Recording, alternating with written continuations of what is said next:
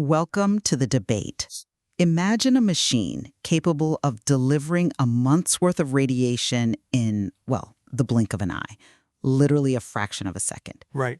It obliterates the tumor, but miraculously, the healthy tissue surrounding that tumor it's left completely untouched.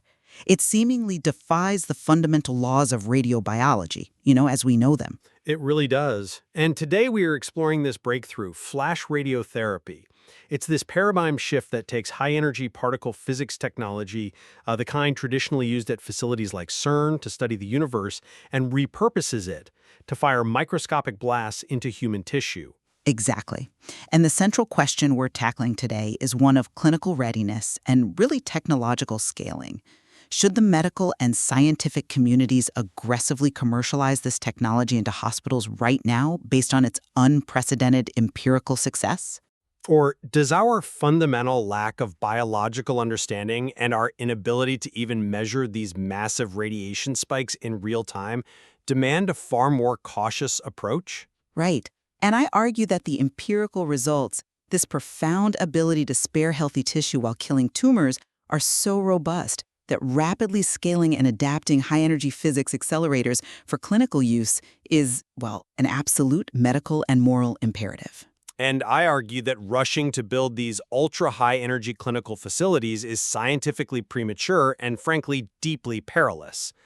We are talking about delivering staggering bursts of radiation without actually understanding the underlying biological mechanism of why healthy tissue is spared. Not to mention the measurement issues, right? Exactly. Our current medical technology cannot even accurately measure these massive radiation spikes as they happen. Okay, before we dive into the weeds of the physics and the biology, let's establish our core arguments. I'll start. We have to look back to the foundational research from 2014 by Vincent Favadon and Marie-Catherine Vozinen at the Institut Curie. Right, that was the big turning point. It was. Because for decades, conventional radiation therapy has been a war of attrition. You deliver a localized bombardment over several weeks. We're talking about 40 to 80 gray of radiation. Which is massive. To put that in perspective for anyone listening, a standard medical chest X-ray delivers a tiny, microscopic fraction of a single gray. Yeah, a full-body dose of just 4 or 5 gray is usually fatal. So delivering 40 to 80 gray to a tumor is a massively destructive payload. Conventionally, we spread it out over weeks because, well, if you gave it all at once, the collateral damage to the healthy tissue would be catastrophic. Severe scarring, fibrosis, tissue death. It's brutal. Exactly. But Vavadon and Vozinen discover that if you deliver that massive dose instantly in under a tenth of a second, the fibrosis never appears. The normal tissue is unharmed, but the tumor is completely destroyed. In animal models, yes. Right. But since 2014, this flash effect has been validated across fruit flies, zebrafish, mice, and now early human trials. My position is that we are finally bypassing the terrible oncology trade-off of collateral damage. Leveraging advanced physics hardware like the technology from CERN's Compact Linear Collider project to build compact clinical machines is the necessary next step to democratize cancer care. I acknowledge those fascinating initial findings, I do. But my counterposition is grounded in scientific humility. The biological mystery here isn't just a minor footnote, it is a gaping void in our understanding. A gaping void seems a bit dramatic, doesn't it? Not when you look at the quotes from the researchers themselves. Consider the staggering admission from Marie-Catherine Vozinen regarding the underlying mechanism. She openly stated, "We have investigated a lot of hypotheses, and all of them have been wrong." Well, science is a process of elimination. But we are treating patients with up to 140 mega-electron-volt electron beams, and our leading theories for why the healthy tissue survives are still just hypotheses. You are advocating for taking this out of the laboratory and into widespread clinical practice when we do not know the biological mechanism. Because it works. But worse, as we'll discuss later, standard clinical safety equipment, specifically our ionization chambers, are fundamentally incapable of measuring these microsecond dose spikes. They literally go blind. We are crossing a perilous line when we push to commercialize a lethal force that we can neither fully explain biologically nor measure accurately. See, you are demanding a standard of absolute biological certainty that simply doesn't exist in most of the history of medicine. I'm demanding basic safety. but we used aspirin for decades before we understood the molecular mechanism of prostaglandins. If the empirical results are undeniable, and the survival of lung, heart, brain, and bone tissue across multiple species suggests they are, does the exact cellular mechanism strictly matter right now? Yes, it absolutely matters when you're dealing with radiation. Think of it this way. If a firefighter discovers a new chemical foam that extinguishes a house fire instantly, without causing any structural or water damage to the property, they don't wait for a PhD in molecular chemistry to deploy it. If Flash saves a patient's lung from severe fibrosis while curing their cancer, why are we delaying its implementation? I don't buy that analogy at all. Why not? Because radiation oncology is not firefighting. It is microscopic precision medicine. A firefighter operates on a macro scale where stopping the fire is the only variable that matters. In oncology, the cellular environment is infinitely complex. But the end result is the same. The fire is out, the tissue is saved. We don't know that for sure across all edge cases. Because we do not know why normal tissue is spared, we cannot predict the clinical edge cases where the flash effect might suddenly fail. Okay, let's actually unpack that mystery, because it's not like scientists have absolutely no idea what's happening. Let's look at the leading theory right now, the oxygen depletion hypothesis, or, the way cells handle reactive oxygen species, ROS. Right, the free radical theory. Yes. When radiation hits water in our cells, it creates these highly volatile oxygen molecules that tear apart DNA. Yeah, the radiation generates a massive, instantaneous wave of these free radicals. Right. And the theory is that tumors, by their very nature, have warped, dysfunctional metabolisms.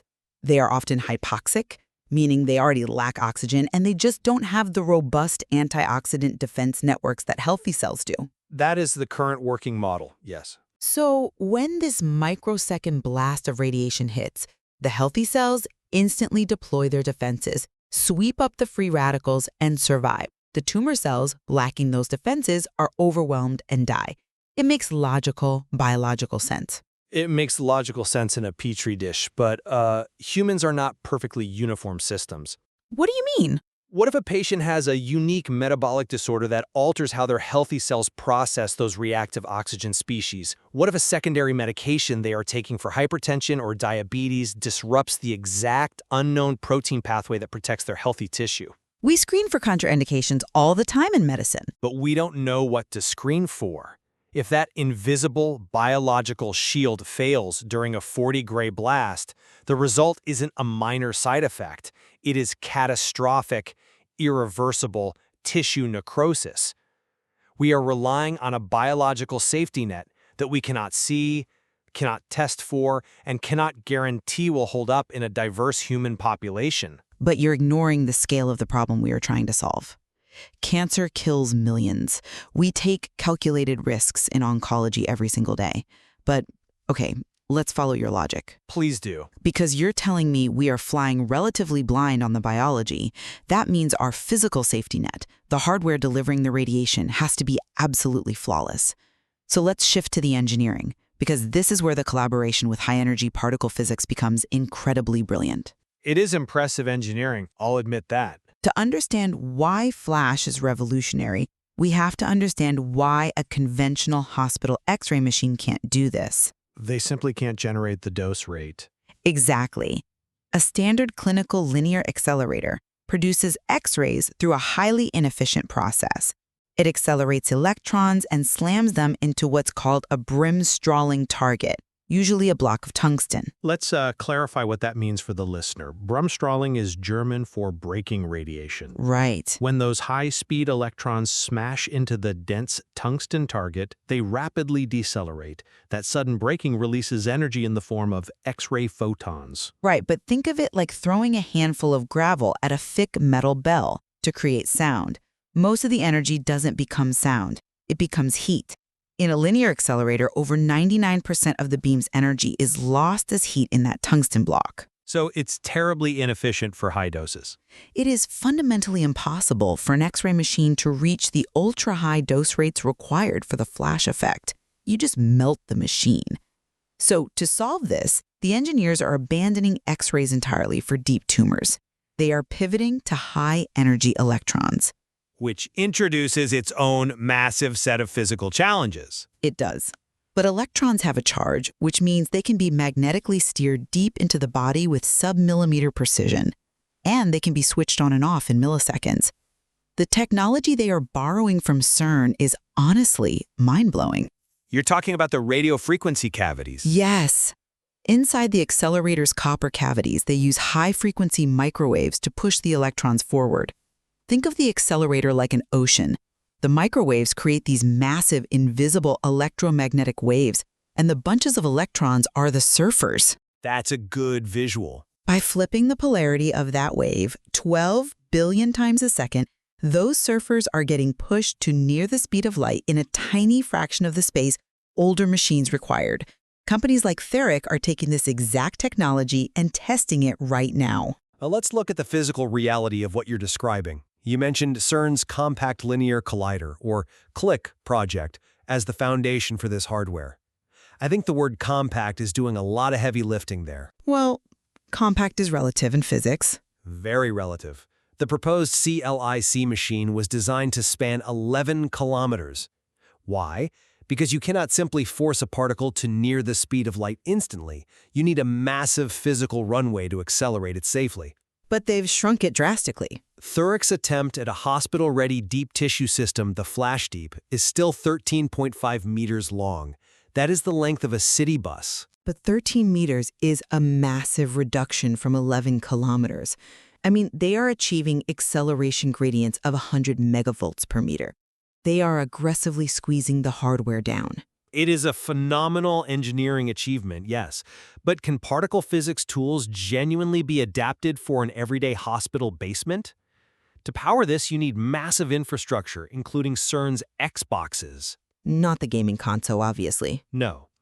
These X-band radio frequency systems, where pulse compressors store energy and release it in microsecond bursts of up to 200 megawatts. To put that in perspective, that is enough peak electrical power to run 40,000 homes, all firing into a single medical device. The spatial and electrical demands are staggering. Okay, but what are the alternatives? If we don't use high-energy electrons, what particles do we use to trigger the flash effect in deep-seated tumors? The field is exploring protons and carbon ions. Protons have been used in early flash trials, like the 2020 bone metastasis trial at the University of Cincinnati. They can easily reach 30 centimeters deep into the body. But delivering protons in a continuous beam inherently limits the dose rates you can achieve. They struggle to hit the speed required for the true flash effect. What about carbon ions? Carbon ions are theoretically perfect. They possess what's called a Bragg peak. Explain that for us. So, unlike an X-ray that damages everything along its path, a heavy carbon ion travels cleanly through healthy tissue and then drops almost all of its explosive energy at an exact, mathematically precise depth. It's like a microscopic depth charge. But building a carbon ion facility costs upward of $300 million. They are literally the size of football stadiums. There are only a handful of them in the world. They are expensive, yes. If our goal is to democratize cancer care and get this into standard hospitals, carbon ions are an economic dead end. That's why we have to stick with high-energy electrons and just, engineer our way out of the size constraints. And that brings us to the most terrifying part of this entire endeavor: temporal control. How so? Let's say you shrink the machine. Let's say you get this 13-meter cannon into a hospital. You still have to fire it. We're talking about delivering a massive blast in less than 100 milliseconds. Some of these targeted bunches are delivered in microseconds. Which is the whole point of flash. But let me quote Frank Steffen, the group leader at Germany's Pitts facility, which is doing some of the most advanced tunable accelerator testing in the world right now. He said, regarding the delivery, there is not a chance to stop during this millisecond. It has to work. Which is exactly why the medical field is engineering brilliant safeguards to manage the physical scale and power of these machines.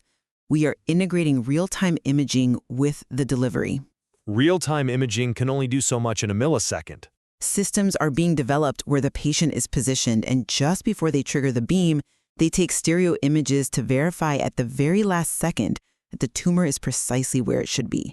Furthermore, look at Billy Liu's phaser system at Stanford. I'm familiar with phaser. They're using an array of high-efficiency accelerators to converge beams from multiple directions simultaneously.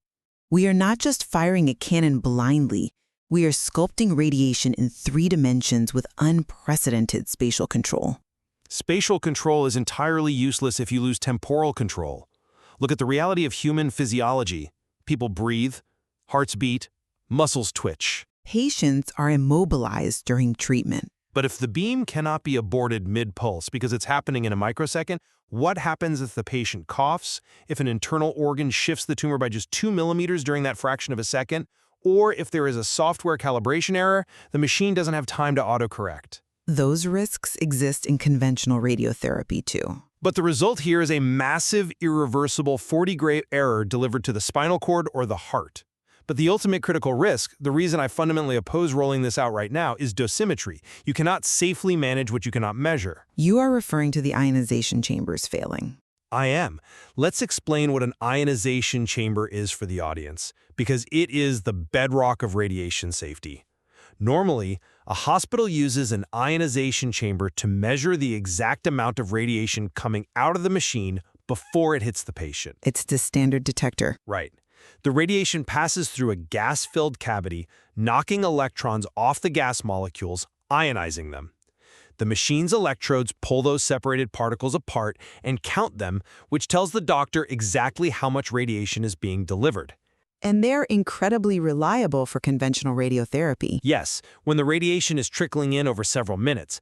But with Flash, we are accelerating electrons with 200 megawatts of peak power. We are delivering a month's worth of radiation in the blink of an eye. So the chamber gets overwhelmed. Exactly. When that microsecond spike hits an ionization chamber, the radiation is so densely packed and so incredibly intense that the gas molecules ionize, but there are so many of them crammed together that they immediately recombine into neutral gas before the electrodes can pull them apart to count them. The tool effectively saturates. It doesn't just saturate, it goes completely blind. It fails to read the true dose. You are asking oncologists to fire a lethal amount of radiation into a human abdomen, knowing perfectly well that their standard safety detectors are literally blinded by the flash. I absolutely hear the severity of that concern. But it's not like the engineering community is just shrugging its shoulders. That is exactly why researchers are developing entirely new detector systems, simultaneously with the clinical hardware. They are trying, yes. It is a dual-track engineering sprint. Yes, the traditional ionization chambers saturate and fail, so physicists are inventing new solid-state dosimeters and ultra-fast current transformers that can keep pace. Engineering hurdles are meant to be solved, not surrendered to. But until those new dosimeters are not just invented, but validated, mass-produced, and proven absolutely infallible across tens of thousands of treatments, firing 140 mega-electron-volt beams into deep tissue human tumors is a profound, unacceptable risk. It is a calculated risk, and one we must take when you look at the alternative. Let's summarize where we stand. Conventional radiation is a slow, scarring process that leaves patients debilitated. It is, but it's a known quantity. My position is that the fusion of high-energy physics leveraging these microwave devices and high-gradient accelerators with clinical oncology is a necessary revolution. We have the potential to reduce weeks of grueling treatments to a single painless session. The potential is there, yes. Think of the global implications. In low-income countries, only about 10% of patients currently have access to radiotherapy because the machines are tied up for weeks by single patients. Flash could drastically increase patient throughput, opening access to the 90% of patients globally who currently lack care. The empirical evidence in the animal models and the early human skin trials is there. And my position remains that pushing ultra-high radiation into everyday clinics is wildly premature. We must solve the fundamental biological mysteries. We must know exactly why normal tissue is spared and what edge cases might cause that protection to fail. Even if it delays access for years? Yes.